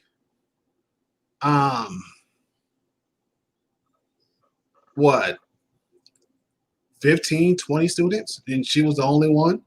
You know, and even then, like a teacher would show up every now and then. That's funny. Like, my high school, it was usually just 25 to 30 kids in a class. I thought that was normal. No. I'm trying to remember my classes. I think the bigger classes definitely had at least 20. I mean, it could have been 30. Like, and I'm talking about even like higher classes, like honors. Like, we had like 30 pretty normally. I don't think my high school was even that big. Like, I remember my high school class had maybe 380, almost 400 people. and the entire school probably had a population of between 1,100 and 1,200, which I don't know how big that is compared to some of your guys's, but that seemed like a very reasonable, not too crowded. You can get where you need to go. The classes had enough attention. The teachers, also my county was relatively small. Like it was only 6 high schools in our county, and they added like a 7th one after I graduated. And even one of the ones that was in my county had just opened up like a few years before I got to high school. So it was like, you know, it's not the biggest area in Maryland, but it's like a nice little area. And 30. Okay. Maryland also had 30, 36. Okay. 30. See, when I saw 30-2, I thought it was actually a race thing at first. You always had 2 black kids in the class. Okay, yeah, that's my high school was like 40-ish percent black, 56% white, which I thought was normal. And then I went to other parts of the country and realized that is not how that normally works. But normally you have way less black people. So like for me, it wasn't being the only black person in the class, not by default, unless you sort of moved up into levels. So if you were in the higher level classes, you kind of noticed diminishing amounts of black people. But some did. I mean, some black people, there was a good amount. But for a lot of those higher level classes, it was like, oh, where's all the black people? I mean, it's not like I thought much of it because where I lived, the town was almost like 50% black, and it was something that I didn't necessarily feel like isolated or alone, but it was an interesting dynamic. But I think my schools, like Maryland public schools, not to brag, like they've been in like the top probably 5. At one point, they were like number 1 in the public school, either in the high school or at least public school all over, or the high school level. So I think I never really saw as much of the education disparities. Like our public schools many times were even better than the private schools. Where when I went to college, there were private schools that didn't have as many AP classes or didn't have as much funding, but the public schools easily had like AP, Spanish, French, Latin, you know, things that you might not see in a typical school. And I didn't think anything of all of that. It was just, yeah, we have this. We have an engineering program. We have a computer science program. We have AP computer science. Like we have all these things that I thought were just standard. But then when I got to upstate New York for grad school, I knew a lot of people from like New York City. I knew people from Connecticut. I knew people from different areas, and they did not have a lot of high level math in some of those classes. And I'm like, dang. I was like, I mean, that's just one. You have other classes that are important, other disciplines. I know a lot of funding for arts gets cut in certain school districts, and that's super important. Like my mom teaches high school.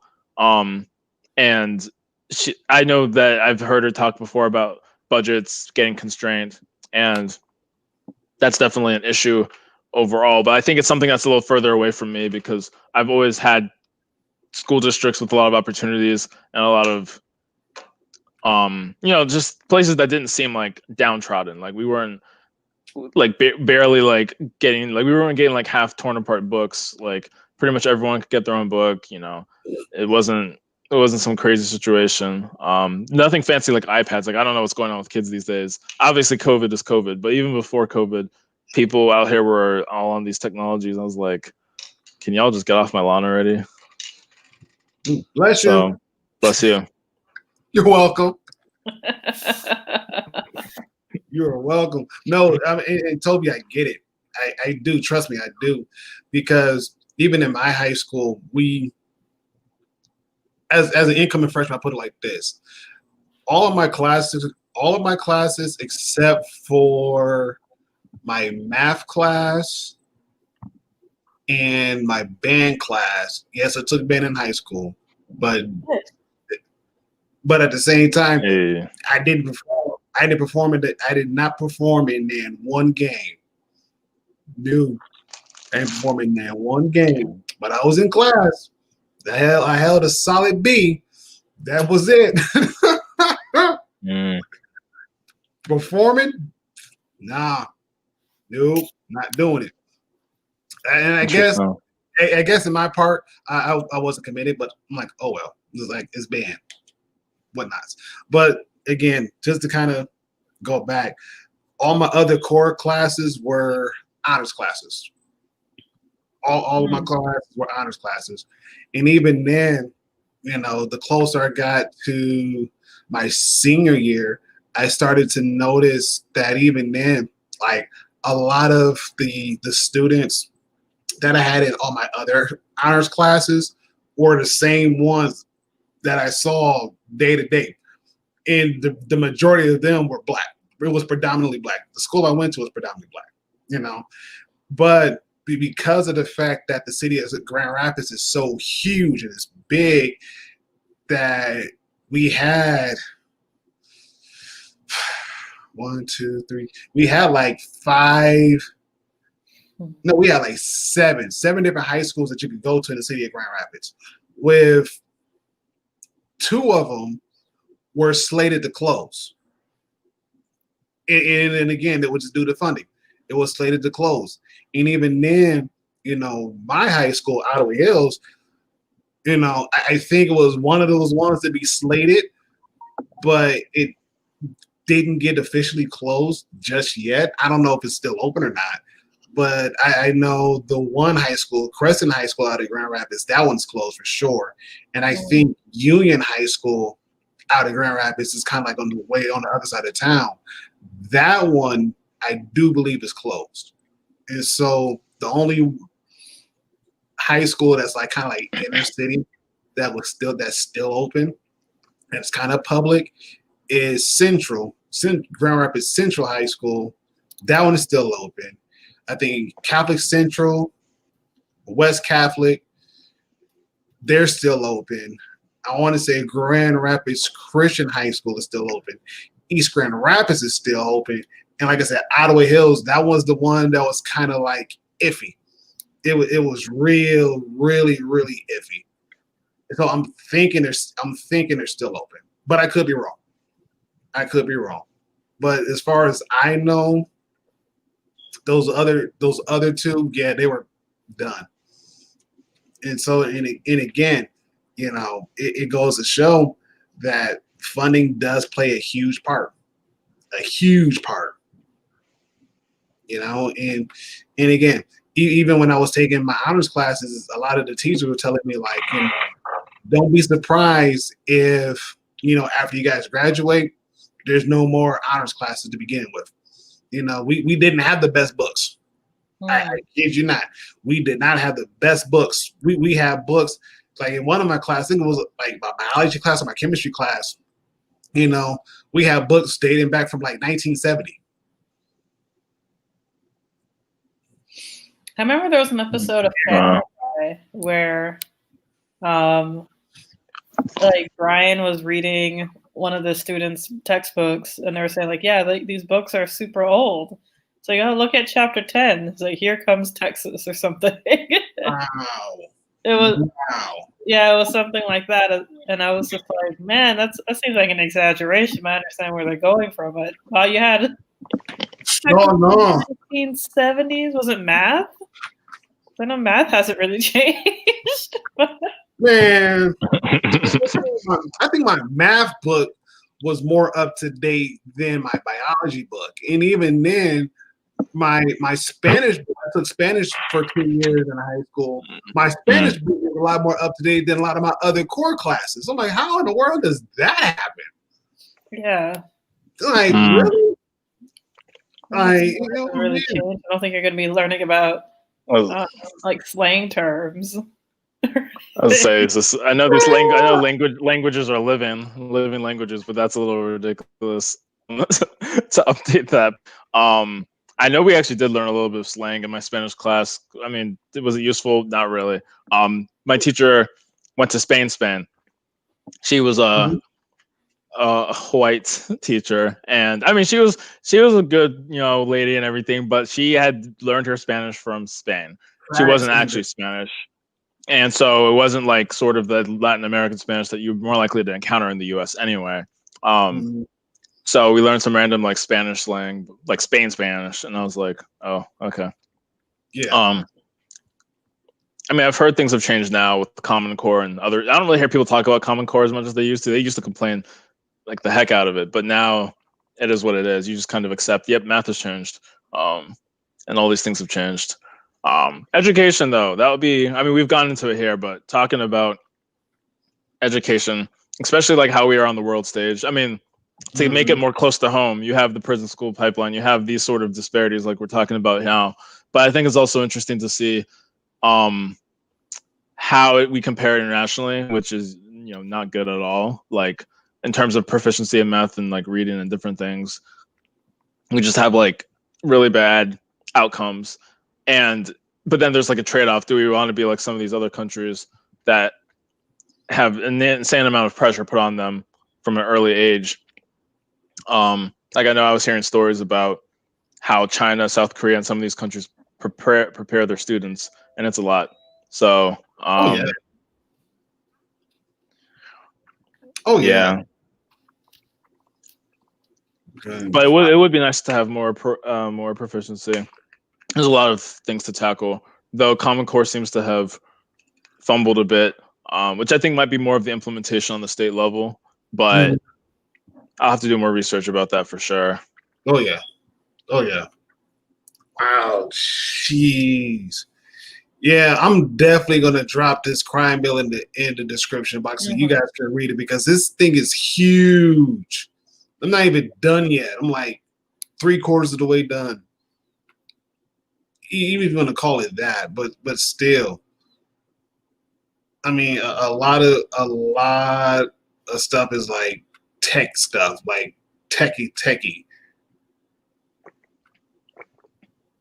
Yeah, looking at it, I was like, wow, there's a lot of procedural things and they redefined some. I wish I could remember where it said like they renamed something or they redefined some term that I forgot what it was, and I was like, wow, this is really technical. And some of it, I think some of the big takeaways that I knew about it and that I found really interesting, I actually don't know.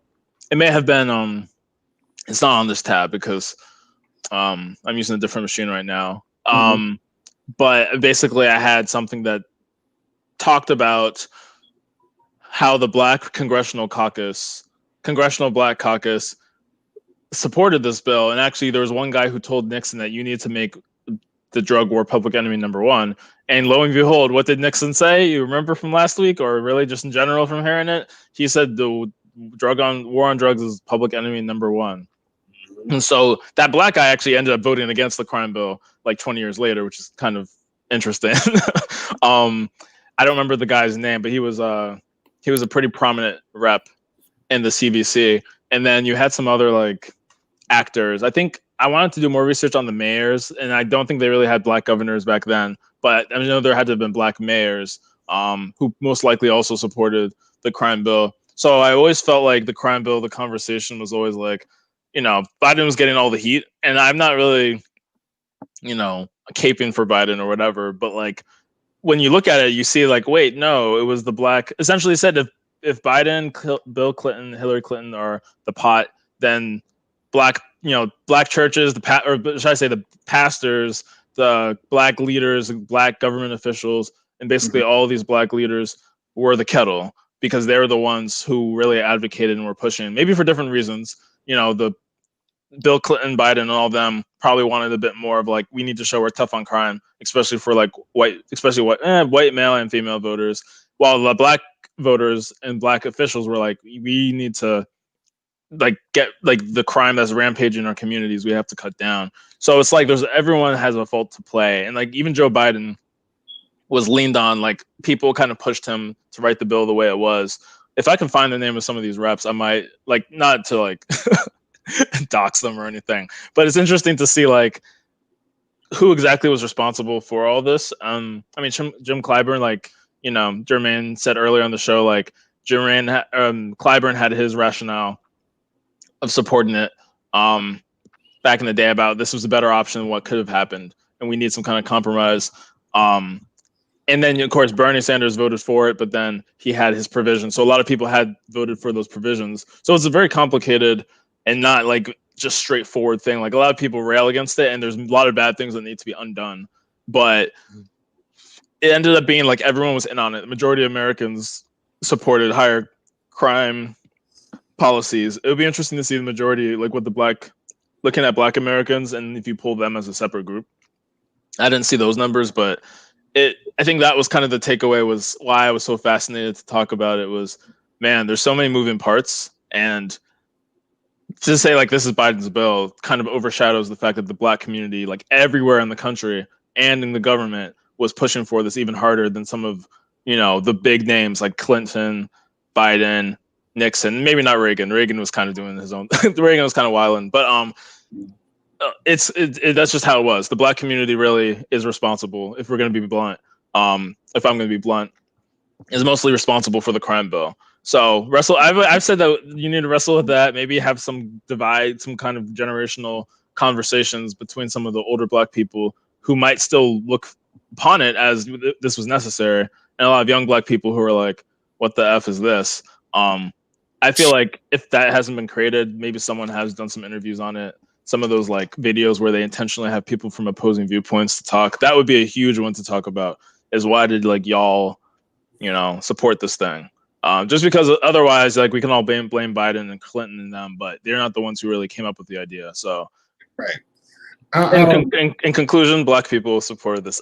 Maybe you guys have a little bit of a pushback, but would it just be because of the Congressional Black Caucus they supported it? But I think also black people around the country, like a lot of older black people who like were community leaders, supported it, mayors and all these people. So it seemed like it was like a groundswell of like needing to figure out what to do to cut down on the crime in the communities versus just like top-down politicians saying we have to, you know, lock up the blacks or whatever. Like I'm sure like somewhere there was a bias of these communities and they didn't really have the best remediation and you know, the proper sort of things that could help. Funding social services, yeah, they didn't do that and that was a failure. But a lot of the pushing came from the community itself, and they influenced all these politicians and presidents to go harder, to go tougher on crime. Well, and it's funny you brought that up too, because I was just reading a section under the Violent Crimes Against Women's Act, and one of the things, or if you want to call it provisions, is a thing called high intensity grants. Keep that in mind. And basically, the definition of it was, for purpose of this part, high intensity crime area means an area with one of the 40 highest rates of violent crime against women as determined by the Bureau of Justice Statistics pursuant to Section 1712. Okay.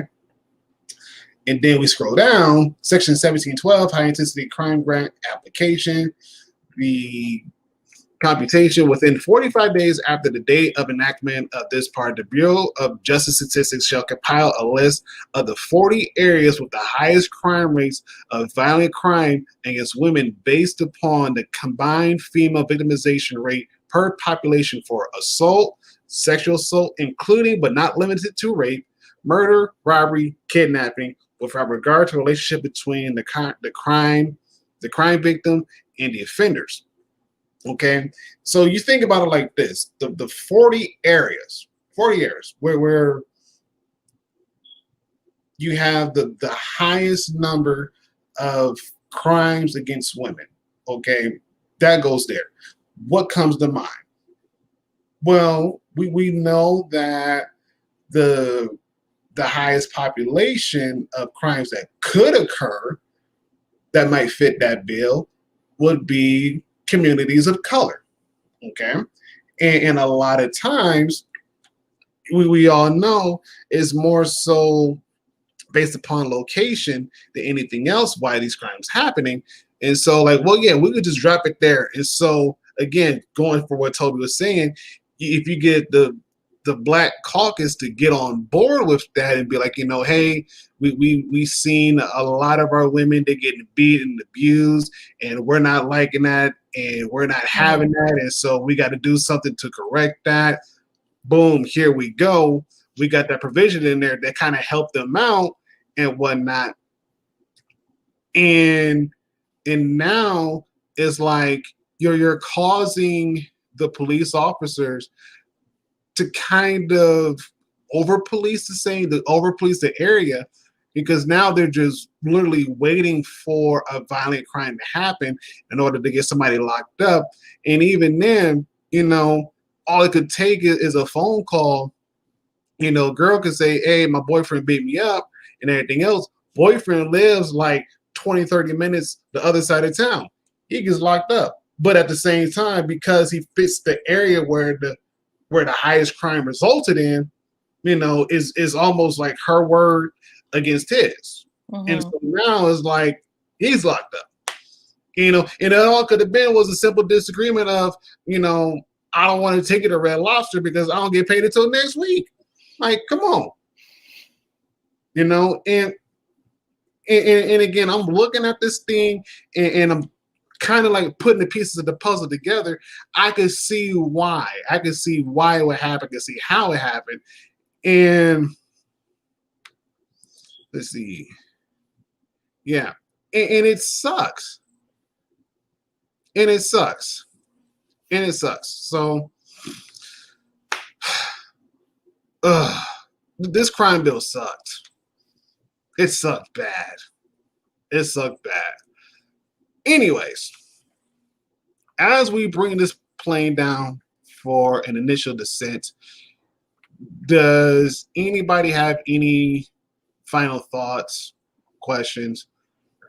Because what we see right now is going to lead up until our last section, part 3, which is not next week, but the week after. So, final thoughts, final questions, final concerns.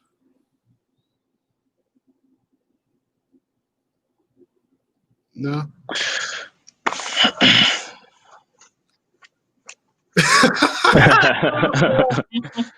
You can catch the rerun. Yeah, well, catch the replay, brother. You can catch the rerun. It's all Gucci. You can catch the rerun, buddy. You just sit tight. You can catch the rerun. Go ahead, Toby. I was just gonna say, we'll be wrapping this up. Well, do we want to talk about the next 2 weeks? I mean, next week we'll let happen as it happens. But in 2 weeks, should we kind of explain how? Yeah. So basically, we'll finish up this discussion in 2 weeks because next week we have a special guest, and you'll see who that is. So we'll kind of go and talk about the future of the war on drugs in part 3, which will be the week of the 26th, to sort of talk about what we've talked about, all these problems. We talked about the general war on drugs and all the crazy international scandals, domestic scandals, domestic campaigns and presidents. We kept the crime bill for its own discussion because of how massive and just convoluted it was. And now we want to talk about what are we going to do going forward? What are actual things that are being done on the ground to like help basically criminal justice reform and other stuff.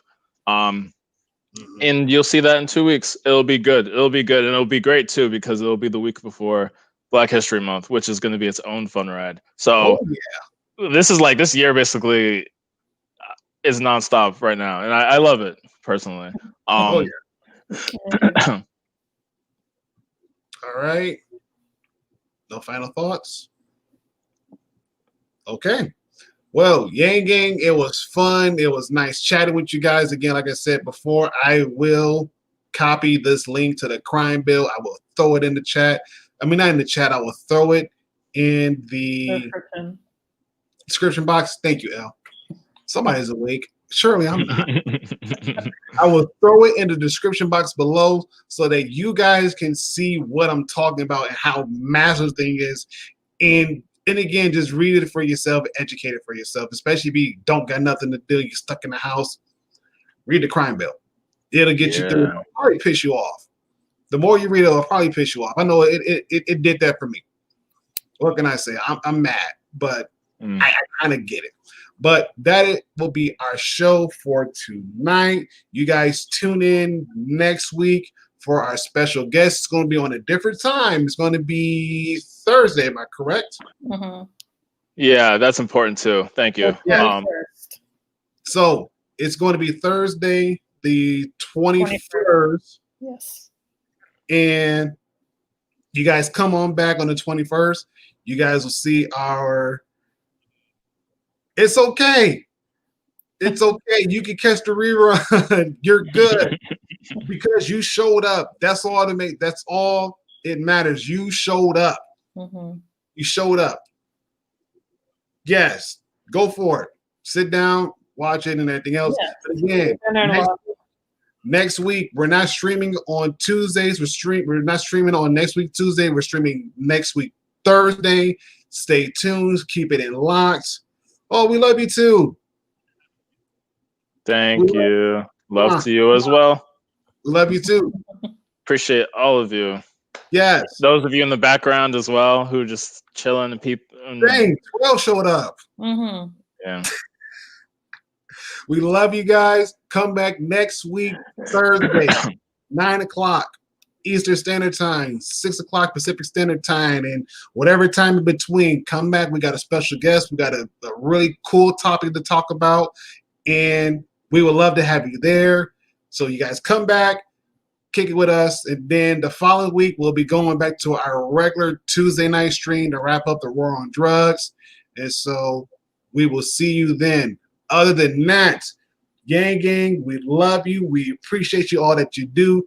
Make sure you smash that like button. If you haven't subscribed, subscribe, hit that notification bell. And even if you're on Twitch or Periscope, Twitter, whatever the case may be, retweet it, like it, share it, do what you got to do. We will catch you guys next week. Until then, this is McCoy. We are signing off. Peace out. Peace out.